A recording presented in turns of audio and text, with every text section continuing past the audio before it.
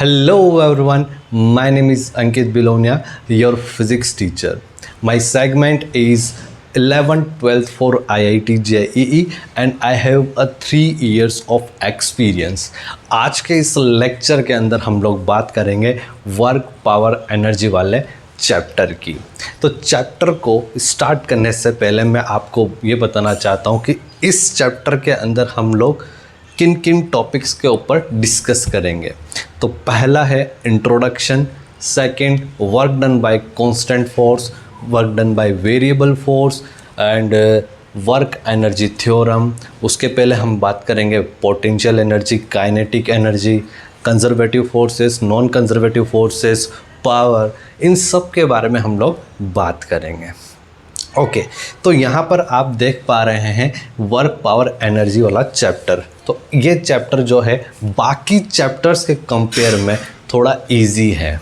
आप बोल सकते हैं ये चैप्टर थोड़ा इजी है क्योंकि वर्क पावर एनर्जी जो तीनों फिजिकल क्वांटिटीज़ हैं ये स्केलर हैं और स्केलर क्वांटिटीज़ को आप नॉर्मली ऐड भी कर सकते हैं, सबट्रैक्ट भी कर सकते हैं। यहाँ पे कोई वेक्टर सम वेक्टर्स को जिस तरह से आप ऐड करते हैं वैसा ऐसा कुछ भी सीन नहीं है। तो इसलिए आप बोल सकते हैं बाकी चैप्टर से कंपेयर में थोड़ा इजी है। ओके, अच्छा, तो सबसे पहले हम लोग बात करेंगे इंट्रोडक्शन की। तो उस इंट्रोडक्शन में वर्क के बारे में हम बात करेंगे। ओके, सो वर्क क्या है? अगर आप देखें डे टू डे लाइफ में वर्क डन जो है वो काफ़ी डिफरेंस है साइंटिफिक सेंस के अकॉर्डिंग। कैसे? जैसे कि मान लेते हैं मैं यहाँ पर क्या कर रहा हूँ, सामान लेकर के खड़ा हूँ, ठीक है, और इसके अलावा मान लो कोई आदमी है इस दीवार पर फोर्स सुबह से लेकर शाम तक फोर्स लगा रहा है, तो आप तो यही बोलेंगे कि भाई ये तो अपना काम कर रहा है या फिर वर्क डन कर रहा है या फिर वर्क कर रहा है, कुछ भी आप लिख रहे हो वर्क कर रहा है, ठीक है। ये तो डे टू डे लाइफ में जो लोग बोलेंगे वो वर्क की डेफिनेशन इस तरह से ही बोलेंगे, लेकिन साइंटिफिक सेंस में work definition day to day life की वर्क की डेफिनेशन से पूरी तरह से डिफरेंस है। कैसे? साइंटिफिक सेंस में ये बताया गया है कि अगर किसी पॉइंट पर आप फोर्स लगा रहे हैं और वो पॉइंट उस पॉइंट का डिस्प्लेसमेंट हो रहा है तो उस फोर्स के द्वारा क्या हुआ है, वर्क डन हुआ है। तो इसकी पहले मैं डेफिनेशन यहाँ पे लिखना चाहूँगा। A force will do some work if there is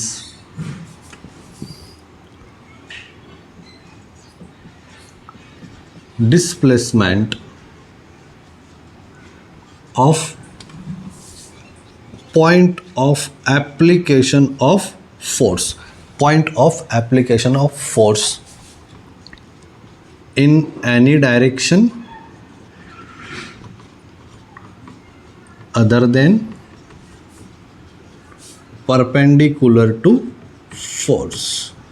अच्छा, ये वही तो मैंने बोला कि किसी पॉइंट पर जब आप फोर्स लगाओगे तो वो पॉइंट का अगर डिस्प्लेसमेंट हो रहा है तो हम बोलेंगे कि फोर्स के द्वारा वर्क डन हुआ है।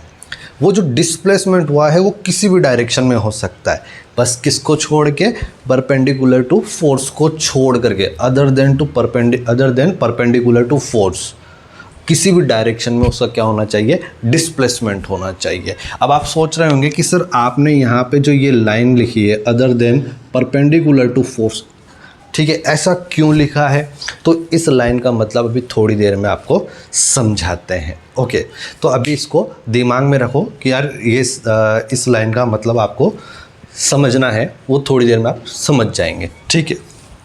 ओके, आगे बढ़ते हैं, ठीक है। अब मान लेते हैं कि यहाँ पर एक कोई पॉइंट है, ठीक है, ये कोई पॉइंट है।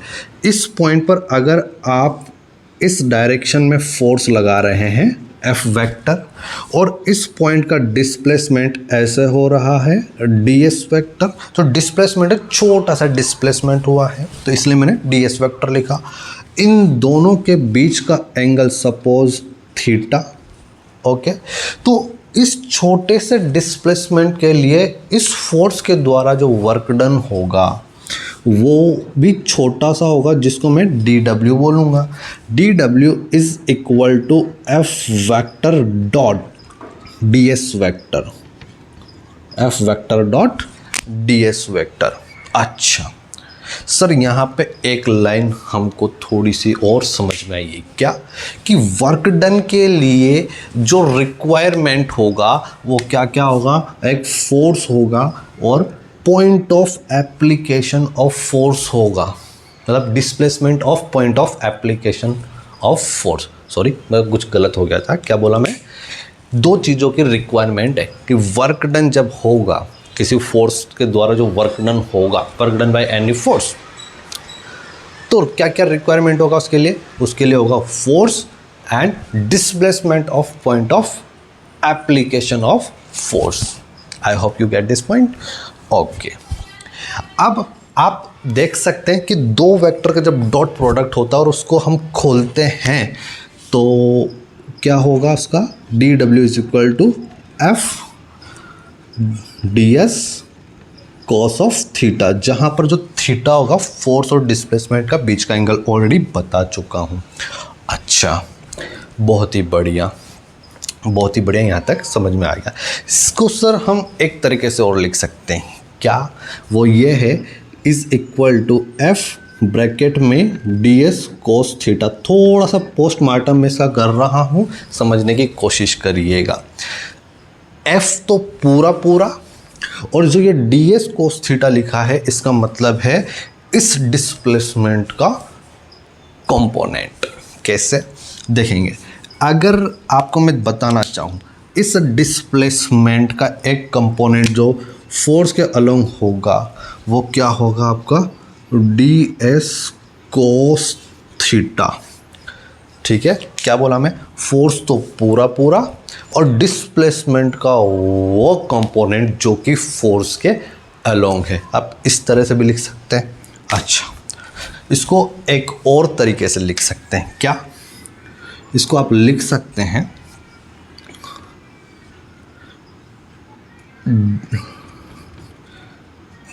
F cos theta into S. इसका मतलब सर ये आएगा आपका डी एस आएगा। इसका मतलब सर डिस्प्लेसमेंट तो पूरा पूरा और फोर्स का वो कंपोनेंट जो कि डिस्प्लेसमेंट के डायरेक्शन में है। कौन सा, चेक करते हैं। सर फोर्स तो पूरा का डिस्प्लेसमेंट तो पूरा का पूरा, लेकिन इस फोर्स का वो कंपोनेंट जो कि डिस्प्लेसमेंट के डायरेक्शन में हो, तो फोर्स का ये वाला कंपोनेंट क्या हो जाएगा, फोर्स का ये वाला कंपोनेंट हो जाएगा F cos theta. I hope आपको ये बात समझ में आ रही होंगी। ठीक है, मतलब आप यहाँ तक भी कर सकते हो, लेकिन इसको मैंने थोड़ा सा इसका पोस्टमार्टम किया कि इस तरह से भी इसको बोल सकते हैं। ओके, आगे बढ़ते हैं। अब सर वर्क डन की कुछ बेसिक क्वालिटीज़ हैं, वो मैं आपको बता देना चाहता हूँ। वो बेसिक क्वालिटीज़ क्या हैं, जो ये वर्क डन की जो बेसिक क्वालिटीज़ हैं वो क्या क्या है देखेंगे। पहला point, it is a scalar quantity. ये कौन सी क्वांटिटी है मेरे बच्चे, it is a scalar quantity.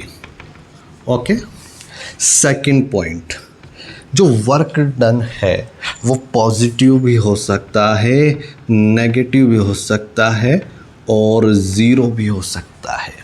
कैसे सर, कैसे हो सकता है?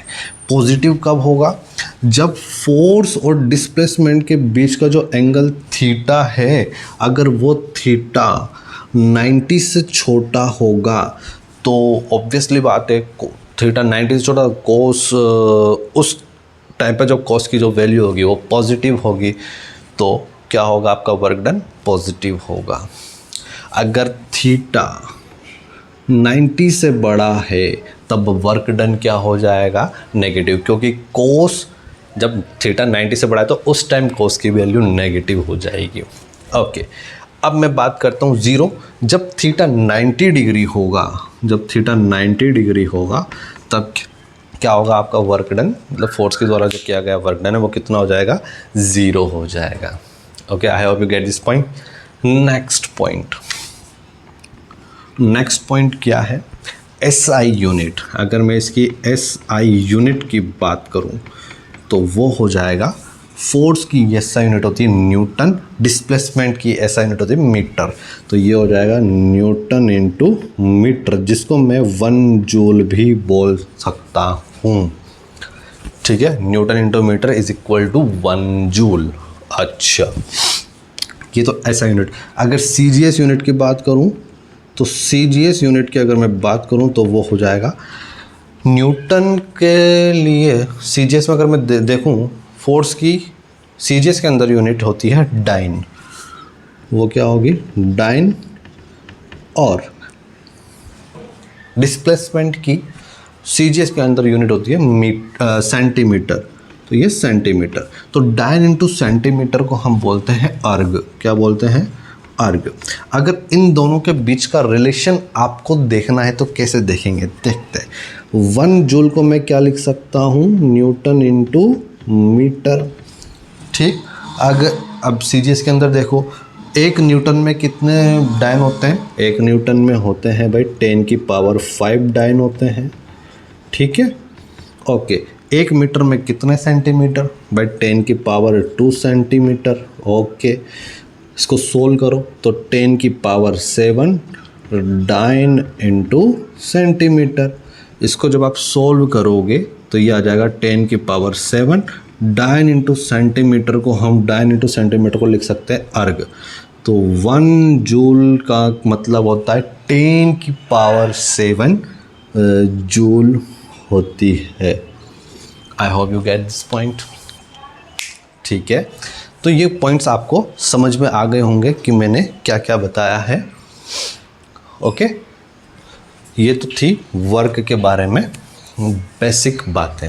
अगर इस डेफिनेशन के अलावा वर्क डन की दूसरी डेफिनेशंस आपको देखनी है तो आप बोल सकते हो dot product of force and displacement.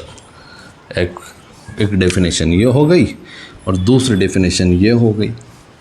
ठीक है, ये बेसिक डेफिनेशन है, ये तो है ही सही, ये बेसिक डेफिनेशन है। आई होप कि आपको ये बातें समझ में आई होंगी। Thank you.